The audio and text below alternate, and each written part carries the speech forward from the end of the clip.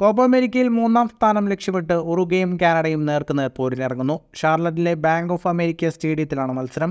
Indian സമയം ഞായറാഴ്ച രാവിലെ 5:30 ലൂസേഴ്സ് ഫൈനൽ പോരാട്ടം. കൊളംബിയയ്ക്കെതിരായ സെമിഫൈനലിന് ശേഷം കയ്യാങ്കളിയും കഴിഞ്ഞാണ് ഉറുഗ്വേ താരങ്ങൾ പിരിഞ്ഞുപോയത്. 7 മഞ്ഞ കാർഡും 1 ചുവപ്പ് കാർഡുമാണ് മത്സരത്തിൽ റഫറി പുറത്തെടുത്തത്. ചീത്തവിളിയും ഷൂവേറും മത്സരശേഷവും നടന്നു. ഉറുഗ്വേ താരങ്ങൾക്കെതിരെ സൗത്ത് അമേരിക്കൻ ഫുട്ബോൾ അധികൃതർ അന്വേഷണം തുടങ്ങിയിട്ടുണ്ട്. അതേ വേദിയിലാണ് നാളെ ലൂസേഴ്സ് ഫൈനൽ. ഫിഫ റാങ്കിങ്ങിലെ 14ാം സ്ഥാനക്കാരാണ് ഉറുഗ്വേ. പേശിക്കേറ്റ പരിക്ക് കാരണം ബാഴ്സലോണ ഡിഫൻഡർ റൊണാൾഡോ അറൗഹോ കളിക്കില്ല. റോഡ്രിഗോ ബെന്റാങ്കൂറിനും പരിക്കുണ്ട്. ബെന്റാങ്കൂർ കൊളംബിയയ്ക്കെതിരെ സെമിയിൽ ആദ്യ പകുതിയിൽ പരിക്കേറ്റ് മടങ്ങിയിരുന്നു.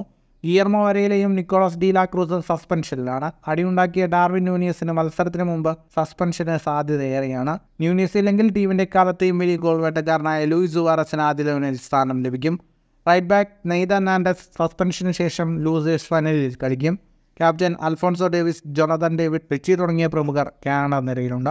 ഫുട്ബോൾ ലോകത്തെ കൂടുതൽ വാർത്തകൾക്കും വിശേഷങ്ങൾക്കുമായി സ്പോർട്സ് കഫേ ഇപ്പോൾ തന്നെ സബ്സ്ക്രൈബ് ചെയ്യുക.